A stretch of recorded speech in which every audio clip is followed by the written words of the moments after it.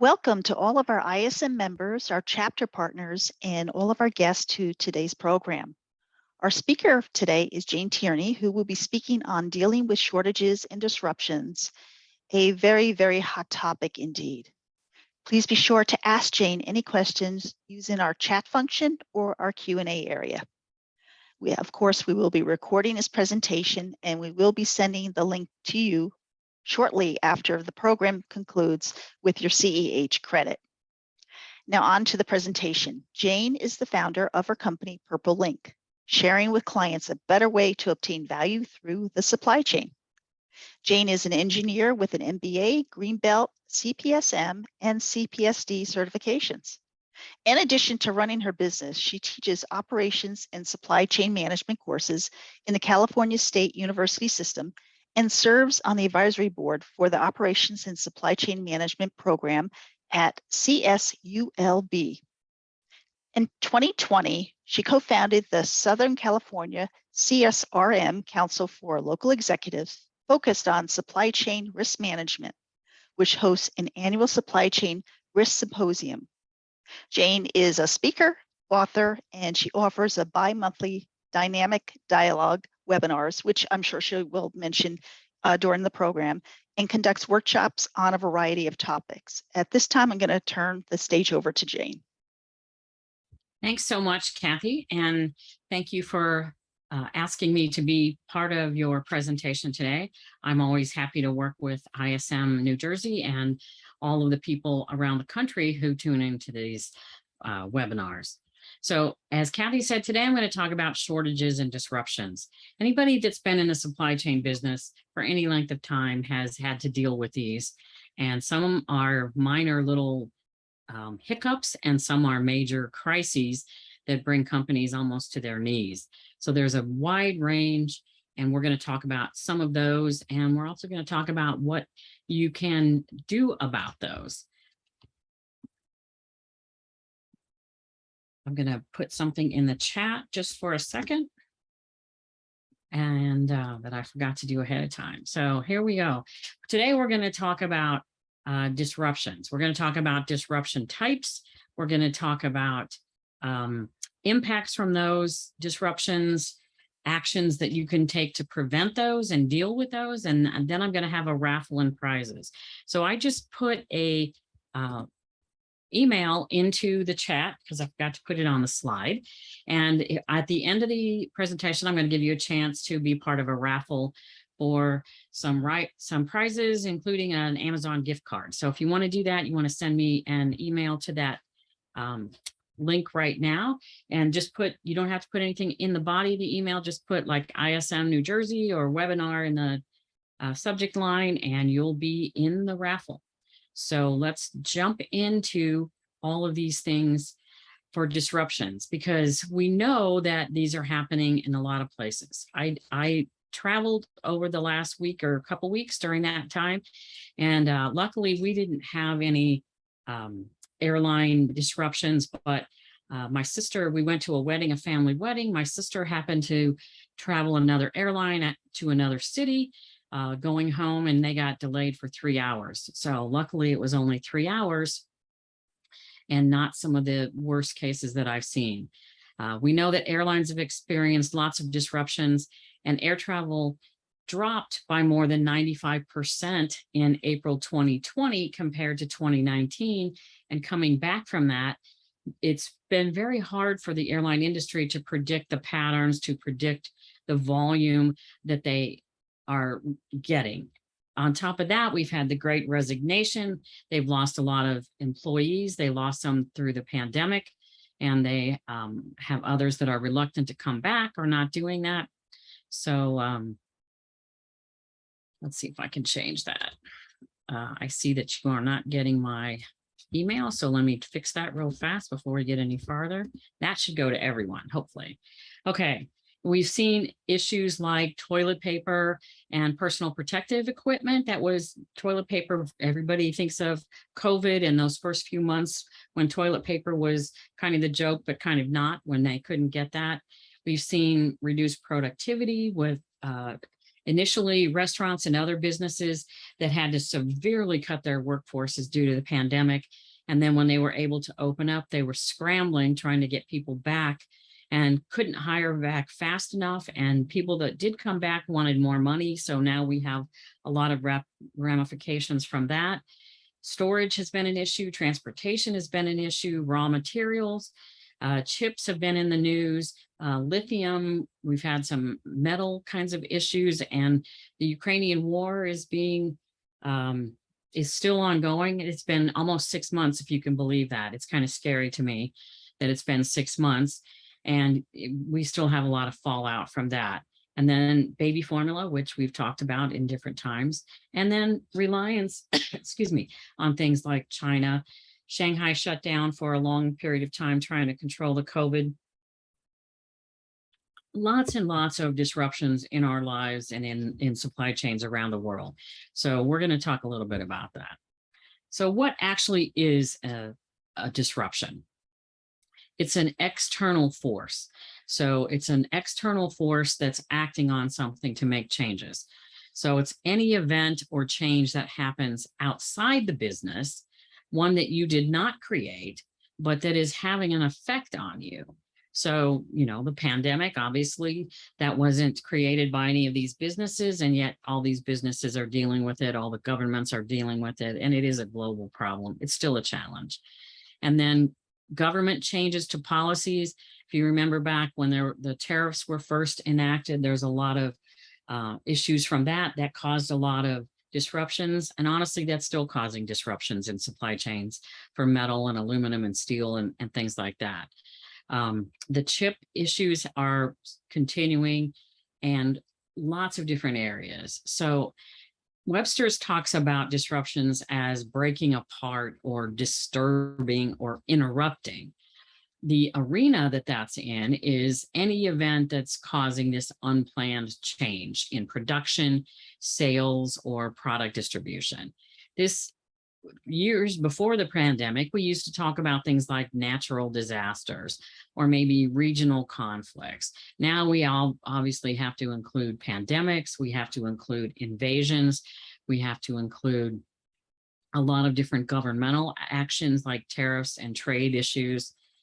And so there's a lot of different ways to handle this. Then from some software companies, they talk about external forces acting on the business's ability to get, make, ship, and or sell products. So disruptions in software include that, but honestly, that's a pretty good definition for disruptions across the board. So there's different types of disruptions that we're seeing. Again, we're seeing things like demand drop. So we saw a huge demand drop, as I said, 95% in air travel in April of 2020 compared with April of 2019. So we've seen demand dropping off for certain products. We also have seen demand skyrocketing for certain products. So we have those surges that we've seen for different things. Remember when everyone started working from home and there was a huge surge in personal office type work. So I knew a number of people who had office jobs and they had company computers, but those company computers were desktops and not laptops. And so the question is, can I take my desktop home? What do I have to do? And we found that a lot of companies actually had huge increased orders for laptops and were sending laptops to people. But not only laptops, but for myself, I went out and bought a microphone because I was doing a lot of Zoom calls, and now I'm speaking a lot via Zoom, and people told me that it was difficult to hear and there were some issues, so I bought a microphone. Other people bought lights, enhancements, different software, second, third, and fourth monitors, and I'd love somebody to help me get 4 monitors. I think that would be, I don't know if it would be heaven or hell to have that many, but I live with 2 and make that work. We've seen a lot of reduced productivity because we've had reductions in various areas of productivity, and yet we've seen surges in productivity too. I live in Southern California, and the commutes here are not for the faint of heart. So I know many, many people who were working full-time on-site jobs prior to the pandemic, and they've said, wow, I get so much more done. And I've had managers tell me that their people are more productive as well. And I don't have to sit in traffic 2.5, 3 hours a day. And so I'm a lot easier to get along with, both in the morning when I get to work and start work, or when I get home. So it goes both ways. When you have no material, your productivity goes into the toilet because you're not making any outputs, and yet you're spending time and money with people that aren't doing either what's planned, or worse, doing nothing because you don't have the material to keep them busy.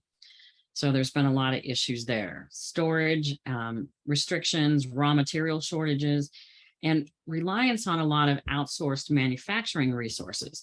Outsourcing has been a very popular thing to do for a lot of different types of activities in the supply chain. And yet when that supply chain is very, very horizontally integrated and lots of things are outsourced, when you have one disruption, it can cause disruptions across many, many other companies. So your disruption may be affecting 2, 3, 4, 5 or more companies, and someone else's disruption may affect yours as well. For example, you may be a supplier to a customer and everything is going well with your company. You're making what you're supposed to make per their forecast or per their orders. You're building and you're shipping or getting ready to ship. And the company said, your customer says, whoa, slow down. I have a disruption over here and I can't get all the parts I need. So if you keep sending me parts at this rate, then I'm going to have too much of your inventory and not enough of somebody else's. So I either need you to hold it or slow down or both, or vice versa.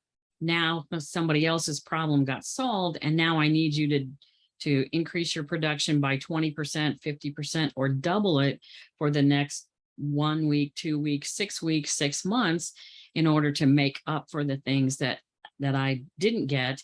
And now I need those because my customers are demanding that. And I finally got my supply chain disruption in hand. So this is an area where you don't know what's going on with the rest of the supply chain. So this is where communication is very important, and making sure that all of the interested parties are informed and working on the same set of activities and same set of schedule and that kind of thing. So it's a difficult environment to navigate, as you all know, because you're all supply chain professionals. So not to beat a dead horse, but here are some of the things that we're still challenged with. Obviously, COVID-19. And I cannot believe, I still have to kind of pinch myself or maybe slap myself. 2.5 years now into the pandemic. It's August, it's almost September, and this thing really started in February and March of 2020, that we are still dealing with a lot of surges and a lot of challenges. I was surprised that and didn't think it would affect the US. We have been one of the worst hit countries by the pandemic, and we are still kind of trying to figure out how to deal with that. So, and there's still surges. I live in the Los Angeles area. They had taken away mask mandates and some other protocols and protections. They toyed with putting those back in. Some areas have reinstituted those, some have not. I'll be honest with you, as Kathy mentioned, I teach at a local university. All last semester that ended in May, we had mask protocols. Those are supposed to be lifted for the fall, but I'm kind of hesitant. I myself had class sizes of 50 students. So 50 students in a room that are going to work and going out and doing what students do, and coming into a classroom that's a pretty closed environment, and sharing whatever they have been exposed to. I had a number of students who did test positive for COVID in the spring, or were exposed and were quarantining. And so it's a challenge to figure out what we're going to do. So a lot of disruptions. One of the major ones in the news lately is the baby formula. So this has been a real hit. Abbott factory closed in February. They went through many changes and many the court proceedings and different things trying to get open back up. They did get permission to open up in early July, and son of a gun, they got weather, and that knocked out a roof and some other things, and they were back down for a period of time. My understanding is they are reopened again, but it takes time for them to ramp back up.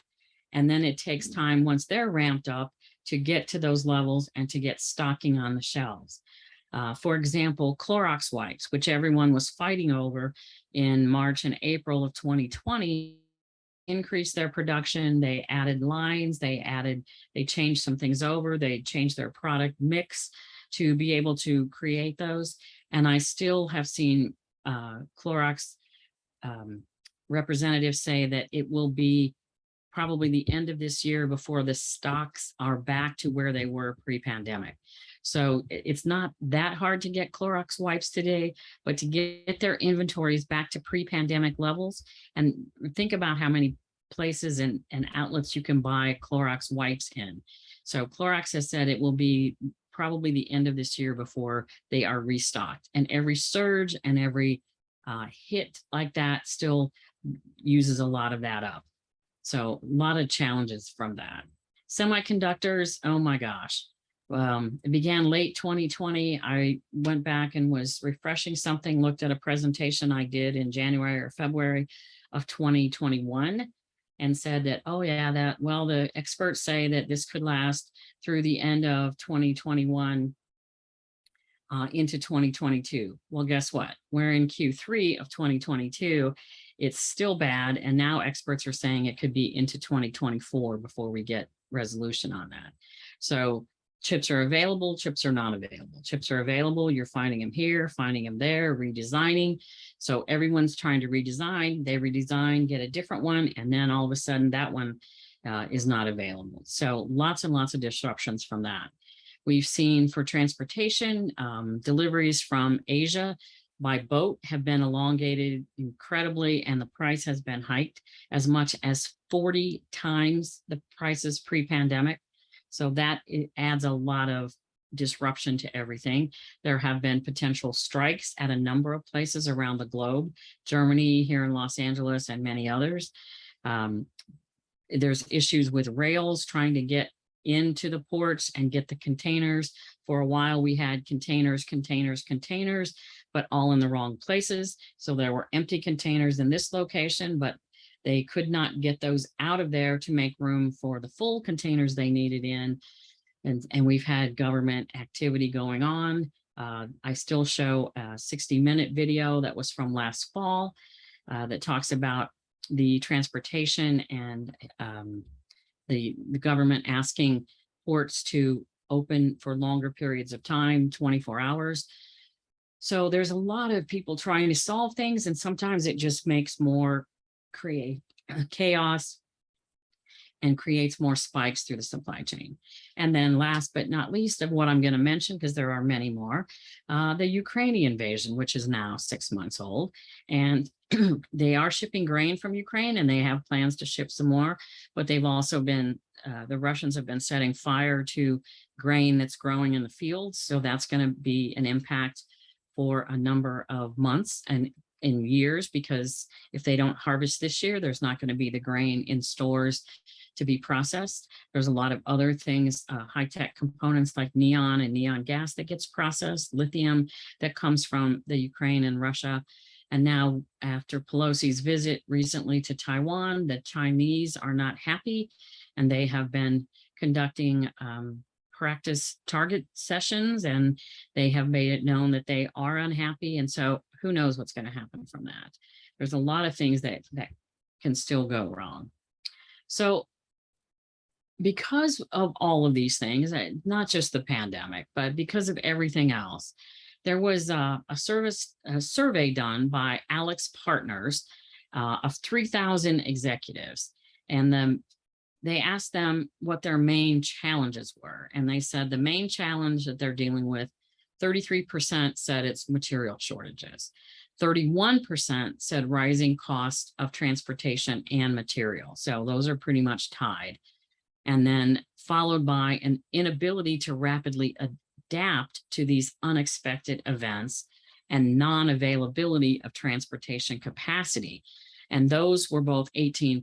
So companies have recognized that they have been unable to adapt as quickly as they would like to whatever is hitting them. And then not having the transportation capacity has been a real concern. So as a result of those kinds of things, 72% of CEOs today, this is from a Q2 survey, CEOs are worried about losing their job in 2022 because of the disruption. 72% of the CEOs that they surveyed, that's a lot. 77% feel like whatever actions they take to address these supply chain disruptions just are not going to be enough to get them where they need to be, want to be, and to the next level. So disruptions are the number one concern of these CEOs. They outrank the hiring concerns, which is still very high. IT network management and, every hack, every issue, every virus is a big deal. And companies for years have been spending a lot of time and energy and resources on this. As I said, we're now well into the third year of COVID. So we're 2.5 years into it, and it's not done. So there's a lot of things going on and people are worried. So if you're worried about your job or your company, misery loves company, but it says CEOs are worried about their job, and lots of business people around the globe are saying, we're not sure how to handle these things. So it's not an isolated event. Many people are trying to deal with these things. So here are some of the factors that I've uncovered that are contributing to the impacts that companies are experiencing. One, I think the biggest one is just lack of preparedness. And I think part of that is we just didn't know what we didn't know. And if you think back to 2019, companies had risk management. There was good companies did succession planning and they did business continuity plans and a lot of those things, but they weren't nearly as comprehensive, as extensive, or maybe even as creative as they might have been to help companies be more prepared. Flexibility. Many companies, and especially in operations and supply chain, had a fixed idea of how work should be done, could be done. So a lot of different things going on there with limiting flexibility.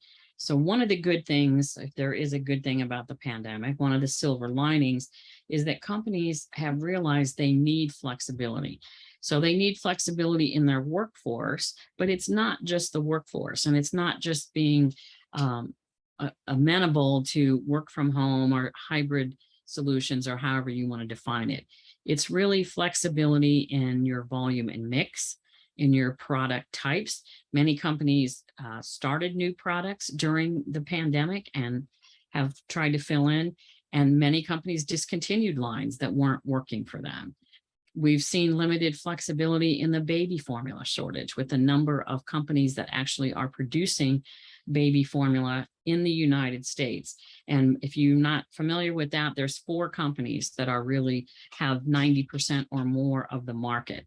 And of those 4, Abbott had about 50% of that.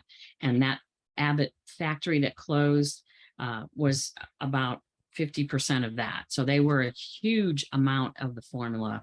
And the processes that they have and the where the baby formula gets funneled through and the state requirements on that, the state contracts, lots of constraints there that didn't allow for a lot of flexibility and a lot of sharing of different types of materials when available. Again, if you've been in procurement and supply chain, single and sole sources are always a risk. Single sources should be less of a risk because there should be some competition there by definition, and you should be able to have fairly easy, cheap substitution from one source to another. But again, companies changed during the last couple of years. They've changed their focus, they've changed their workforce, they've changed their equipment, they've changed their target, and they've added product lines and deleted product lines. So somebody that bid on something for you in 2019 and you say, oh, well, I had 3 suppliers there, I can just go back to another one. They may not be in business, for one thing, or they may be doing something different and not be able to take on additional orders. Another thing we found is that with not knowing the depth of the supply chain, and the tier 2 and tier 3 suppliers can be a problem. I have a client who buys a lot of chemicals, and they had suppliers that they said, okay, we had a single source. They said, hey, we can't get this anymore. This is like a real problem. There was this incident in China, there was a fire, and now that's where we got our product. So we can't get that. So we can't deliver to you. And they thought, no problem. When we quoted this 6 months, a year ago, there were 3 or 4 suppliers. They went back to the other suppliers, again, single source, not sole source situation. And what they found out is all of these suppliers were getting that raw material from that same plant in China. So not knowing the 2-tier, the second tier supplier was common for all of those, didn't allow for any mitigation or risk management. So the single source, the limited flexibility, the not knowing what you don't know is a big contributing factor. Centralized procurement has been an impact because they're not as in tune with what's going on in different areas. Single channel distribution has, if that gets clogged, then everything is clogged. So a lot of that, companies switching from stores in malls to online only. I think Godiva Chocolates is one. The mall that we shop, where we used to shop, I haven't been to the mall in a long time. The mall that we used to go to occasionally had a Godiva store, and I remember buying thank you presents and Christmas things at the Godiva store for family, friends, neighbors, things like that. And now during the pandemic, of course, the stores were closed, and Godiva said, you know what, we're not going to reopen those stores. We're going to stay all online. We can ship wherever it is. We can ship through Amazon and some other distributors, and we don't need the stores open. So that may not be a huge impact. You can't get stuff same day, but you can go to Amazon or you can go to Godiva and get the chocolate shipped to you fairly quickly. But there's people that have those jobs, and those stores were getting rent from those companies. So the malls were getting rent from that store. So all of this has a huge effect throughout the supply chain. So the visibility is very important as well. So if you want to look at disruption, there's a couple ways to analyze this. I think, like a lot of things, you need to look at several different dimensions, and you look at it from different perspectives.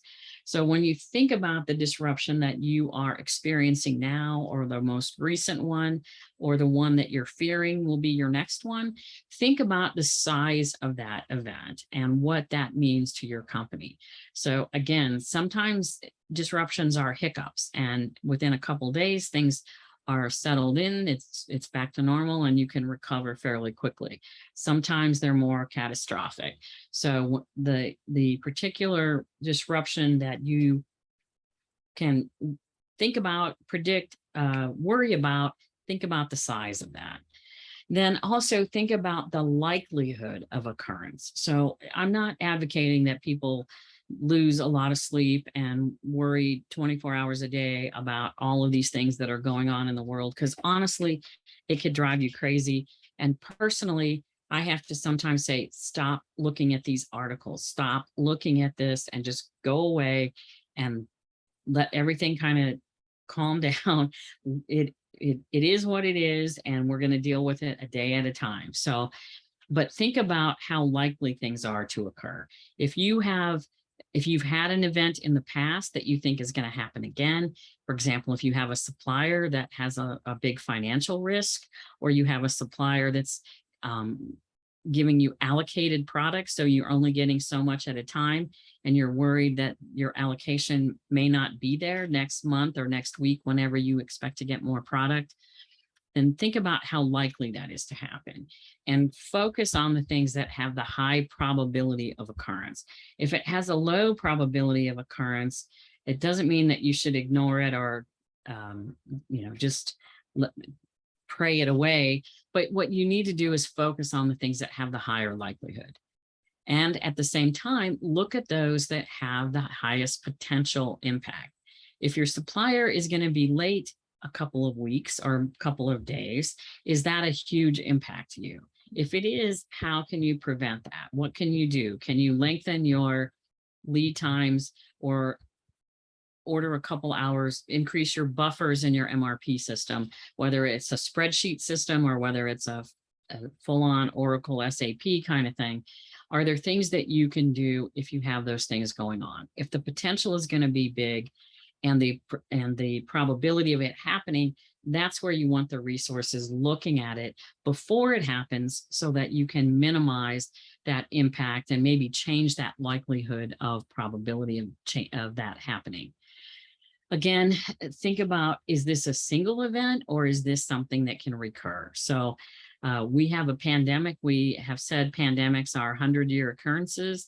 So do we have to prepare for another pandemic? I know people who have said, no, this is the one for our lifetime or my foreseeable future, so I'm not going to worry about that anymore. And others have said, you know what, this was one kind of pandemic, but there are other possible ones. So maybe we should be preparing for that. And I know in my own memory, I have things about the bird flus, SARS, Ebola, different things. Now we have monkeypox in the mix. We still have HIV issues. We still have a lot of different things that can happen. We still have a lot of tension in the world in terms of trade, in terms of treaties, the NATO treaty, adding Finland and Sweden. Sweden is one of the latest things that's going to get voted on. Russia has said they don't like that and they don't want that. So what can happen with those kinds of things? And that doesn't even take into account things like your local truckers going on strike or whatever organization is that might strike or that might do something. And then there's inflation. People are worried about recessions.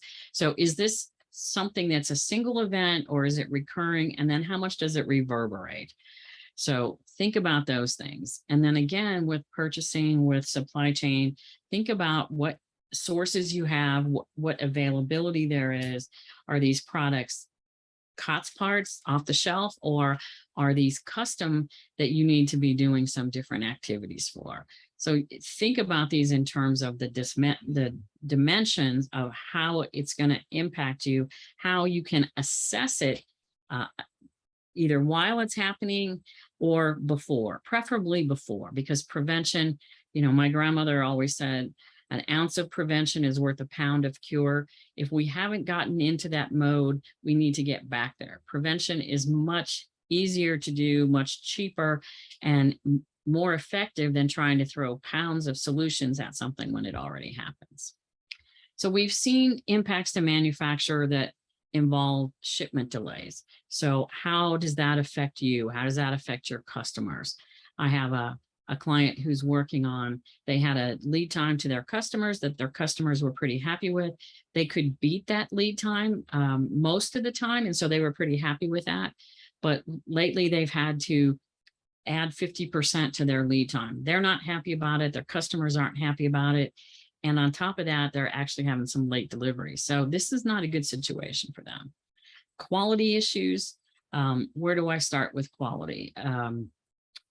Documentation issues, but one of the biggest quality issues and impacts we've seen is changing suppliers, because suppliers either have gone out of business or you've tried to find product from another supplier when one supplier couldn't meet all your needs.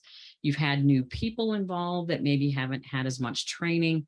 One of the things that I've seen is the most difficult throughout the pandemic is to onboard people. So how do you get them trained? How do you get them up to speed? How do you make sure that everybody is at the level they need to do, using the right processes, using the right tools and things like that? Even in on-site situations, new production workers, because people left for $1 here, $1.50 here. They think that this is going to be closer to home and look better for that. So quality issues have popped up everywhere. So we're seeing that lost revenue, demand changes, inflation, where material costs more, labor costs more. So we've had to pass on increased costs to our customers. So companies have lost revenue and they've lost profit margin. So they may have managed to keep their revenue, but if they're not making as much profit as they were, then that's a problem. Companies have had bad reviews and brands have been tarnished during the pandemic. On the other hand, brands have been polished and shined, and I've seen a lot of clients that have now new suppliers, new since the pandemic, which are not so new because that's 2 years ago, but that are having built very strong relationships and really thriving working together during this time. We've seen customer complaints shoot up. We've seen customer loyalty be eroded. So a lot of different things that are happening to manufacturers, and not just to manufacturers, to service providers and everyone who's actually in business to make something. So there's a double slide there. Sorry about that. We are measuring the impact. So we're looking at how many production stoppages we have, slowdowns, idle time. We're looking at how you can measure these and look at the current and even some of the most recent ones to see what you can measure to figure out where the impact is so that you can put some prevention in place or understand how that's affecting your business and be able to recover from that. We're seeing higher costs in materials and equipment and freight across the board. Gas prices, thankfully, are down almost to where they were a few months ago, really back in that area, which is a blessing to people who are traveling, which is a good thing. But companies have experienced, as I said before, lost sales, lost profit, and not knowing. And that's one of the things I think that's driving the world consumers crazy is everything is now much harder to predict. Lead times are harder to predict. Costs are harder to predict. I had one person tell me every time they talk to their supplier, the supplier said, hey, we need to increase prices. We got, our prices were increased, so we got to pass that on. So it was to the point where he said, I didn't even want to talk to these guys because every time I talk to them, they're talking about, we have to charge more for that. That last quote we gave you, we can't honor that because of this. So a lot of things going on there. Market share affects companies now, but it also affects them in the short term and long term. When your customers are choosing alternate brands, and again, your brand is your life in a company, and if your brand is getting tarnished, it's going to be a hard thing to recover from. It takes up to a year and more for a consumer to really get back to a brand that they had before that they took a black eye from. Sorry about this. I don't know why we have these things in here twice. So there are some actions you can take. One of the things is, so I use the 3 R's for this: restore, rethink, and redesign. The first thing is to really get the focus, get some part of your business focused on assurance of supply. So I've seen companies who focus 100% on this, and then they're not doing any planning for flexibility, looking at what happened and what could go wrong and how could I make changes to, again, decrease the probability or decrease the impact of these disruptions in the future. But I've also seen companies take their eye off the ball of that immediate assurance of supply, and something happens and they're not able to recover as quickly as they want. So make sure that you've got a balance between that longer term, what you need to do, and what went wrong and how you can prevent that going forward. Communication and collaboration with customers, suppliers, internal stakeholders. I can never say enough about how important that communication is. And that means in-person meetings, Zoom meetings, emails, phone calls. I see many companies that are not using all forms of communication. And I remind people that a text is a one-way communication, as is an email. You send something out, but you're not sure, even with a read receipt or an open indication, you're not sure they did anything with it. So you need to make sure that you are actually connecting and reaching out, and multiple ways of communication, and that your communication is effective and you're being understood. So seek to listen, seek to clarify, and make sure that you have that communication. And then again, if you're trying to negotiate and put one over on somebody, I think this is not the best time for businesses to do that. This is a collaborative time.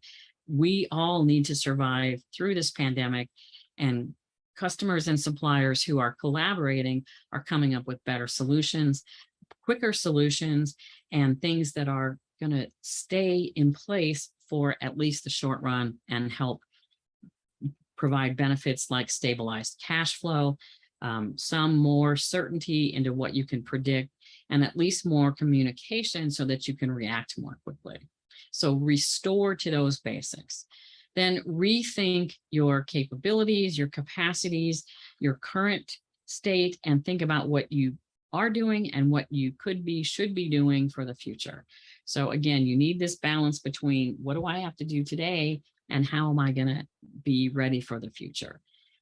Cost efficiency is an important thing. Productivity, effectivity is important. Customer service, operational resiliency, flexibility, agility, all of those words.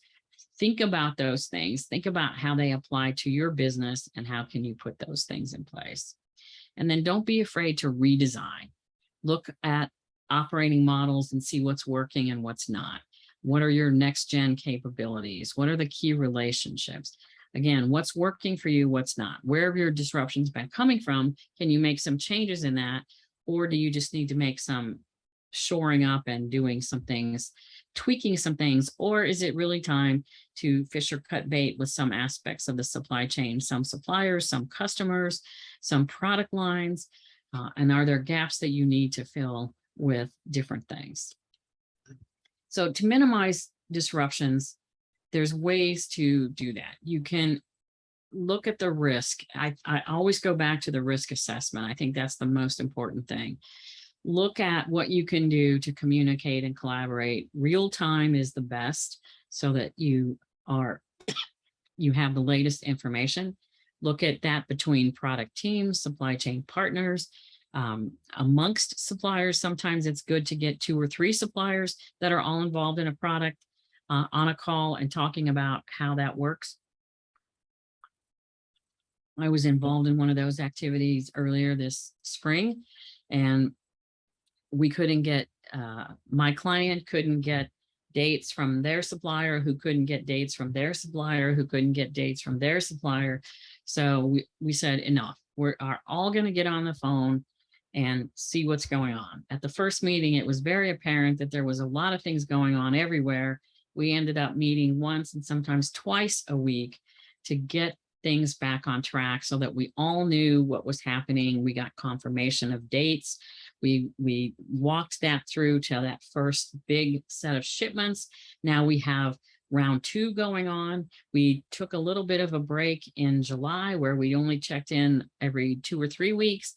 Now we're back to weekly meetings saying, okay, we need to make sure that all these things happen in the September timeframe so that this can happen in October, so that this can happen in November, and that ultimately my client can get the product that they need by the end of November, first week of December for their to end their quarter strong.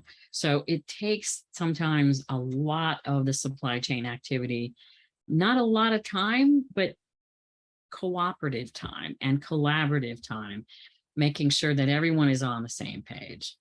So you've got to conduct these risk assessments in your supply chain with your suppliers, with your tier 2 suppliers, tier 3 suppliers. That doesn't mean you need to know where your supplier is buying their office supplies, but you do need to know where those critical components are coming from. And like I said before, make sure that you understand where there are limited sources of things. For certain metals, there's not a lot of sources. For certain chemicals, a lot of product comes from central locations or primary suppliers. Baby formula, who knew that 50% of America's baby formula, or roughly 45%, came from Abbott, and they only have a few plants that's coming from here in the United States. I had no idea of that. If you look at the number of products they produce, it's a lot of different brands, and you wouldn't necessarily relate them all there. So what do you not know about your supply chain and your tier 2 and tier 3 suppliers? Get some backups identified, do some business continuity activities with your suppliers, and make sure that they're thinking along the same lines as you, and that you're all working toward putting those checks and balances in place. And I believe in lean, I believe in just-in-time inventories, but not every inventory is a good candidate for just-in-time. And so if you need contingency stock, you need to make sure that it's there, but it's not incumbent on any single node of the supply chain for that contingency stock. I've worked with lots of different suppliers over the years in putting contingency stock at the lowest level, so that there are ways that you can increase your production or maintain your production without the top level company carrying 6 weeks of inventory. So what are those major components? What are those major subassemblies?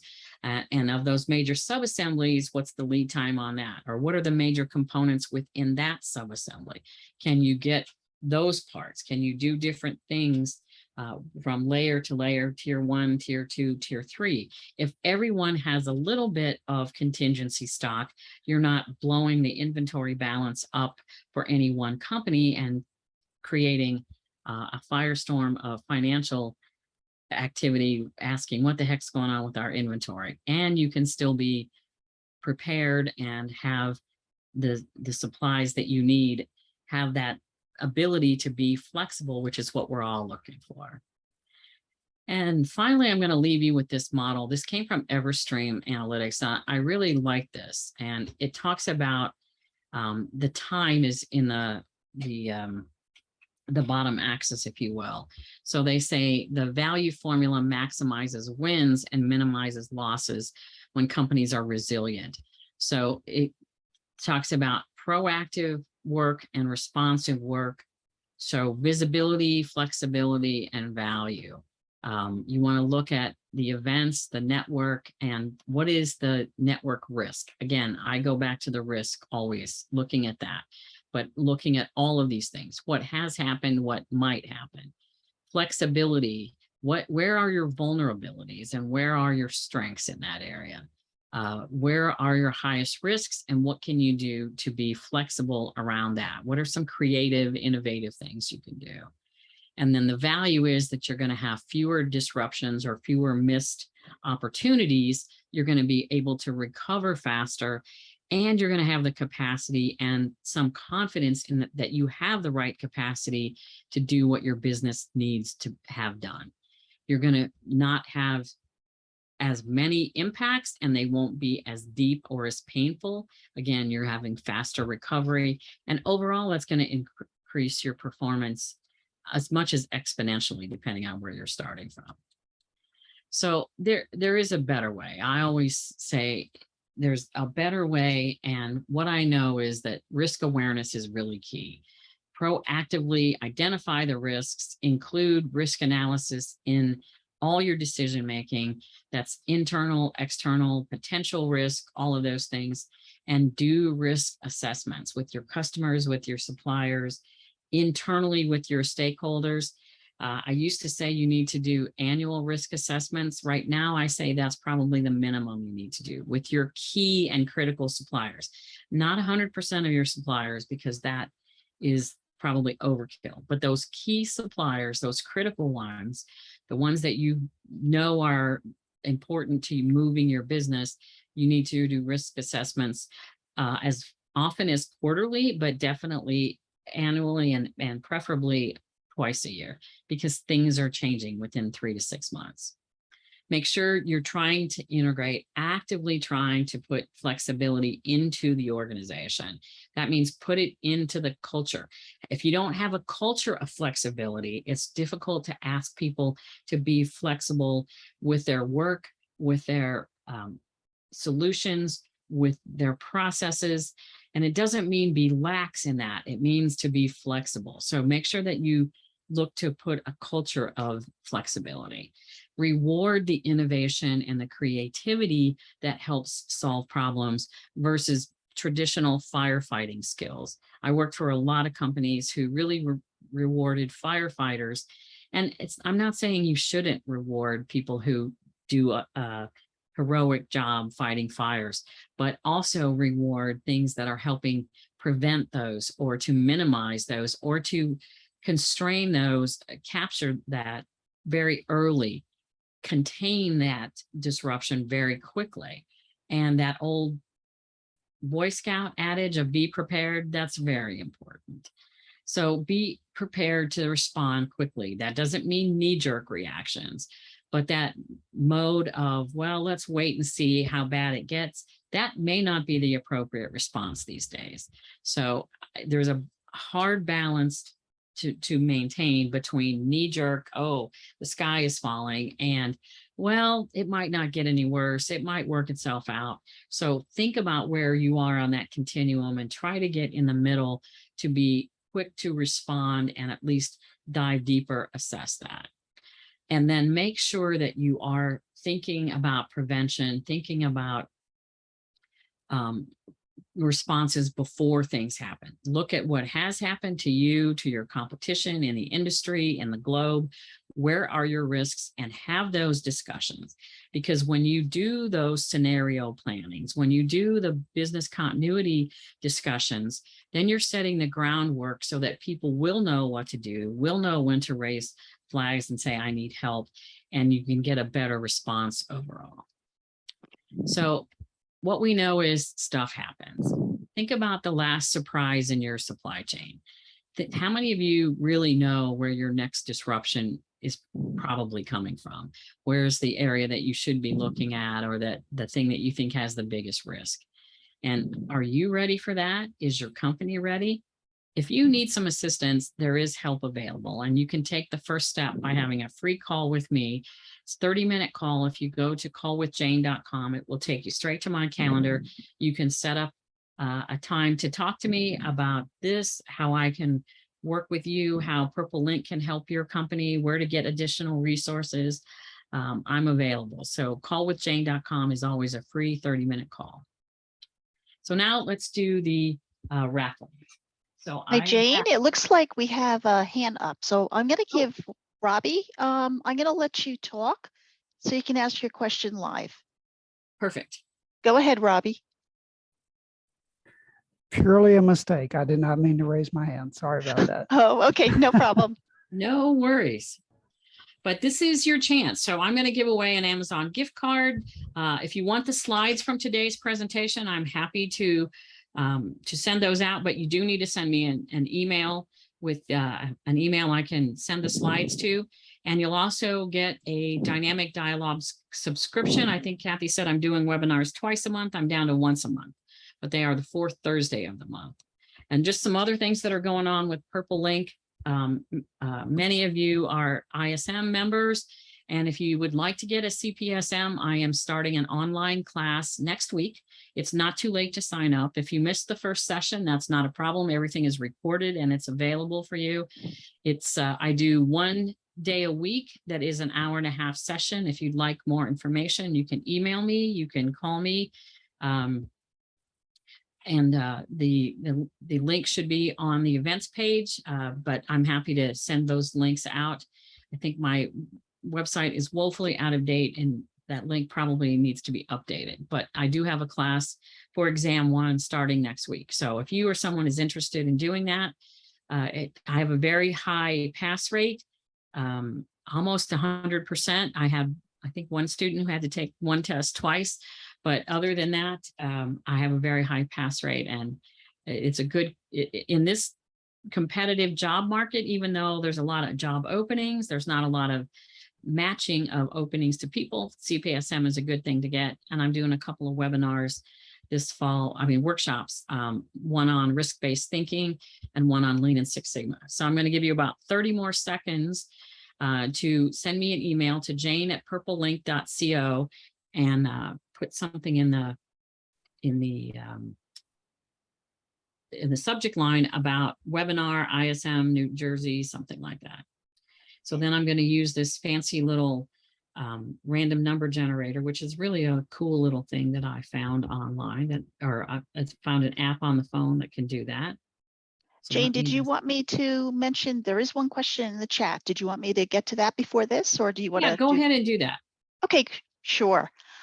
Good common sense approach to managing shortages and disruptions. Many consultants companies are leveraging AI to help you with these problems. When I ask companies to give me real life examples of success, I usually get little feedback. Have you seen any real life examples of using AI type of solutions?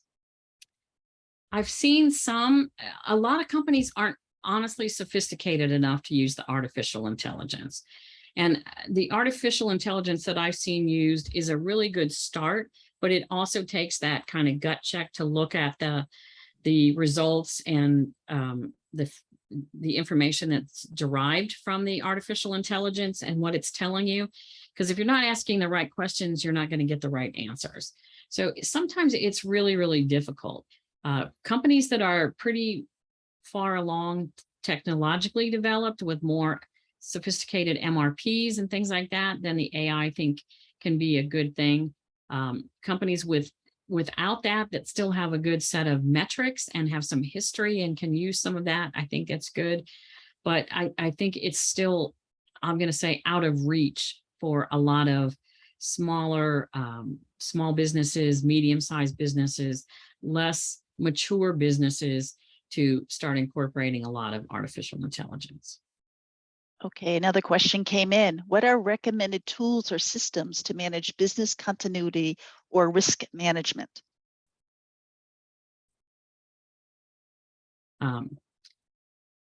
Wow, that was a big question. Can you read that again? What are recommended tools or systems to manage business continuity or risk management? I think the best thing on business continuity is scenario planning. So I don't know if there's any one tool that is going to help with that, but there are, again, so many things. And this is the thing with the artificial intelligence too. So many challenges are so specific and unique to each company, because there are major differences and then even subtle differences between companies that make this sometimes difficult. So the tools are, think about, again, what can go wrong? What is the impact? What is the probability? And do some scenario planning. If this happens, what are we going to do? If that happens, or if that doesn't happen, then what are we going to do? Who's going to be involved? What are the functions that are primarily involved? What are the roles? What are the things that need to be handled on that? So it takes time, and a lot of companies say we don't have time to do that because we're so busy trying to do the bare basics here. And I get that, but if you don't do some of that planning, then you're not able to be as prepared as you might be. Thank you. Let me see. Looks like we have another. I'm going to announce the winner, and then I'll take more questions. Okay, great. No problem. Robert Bisanar, if I pronounced that incorrectly, I apologize, but you need to be here. So Robert, if you can just confirm, or Kathy, you can confirm that he's here. It's Bisanar. Don't see him in here.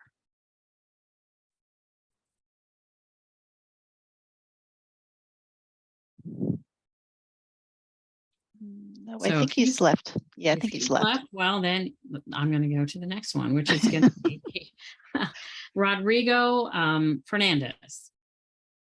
I think Rodrigo is in. I see him in the participants list. So Rodrigo is in the list. Here. Just send me another email that says that you confirm that, and let me know where the right email to send your Amazon gift card to. Okay, of course, our Basar is in. I just didn't see his name. Oh, he's here? Yeah.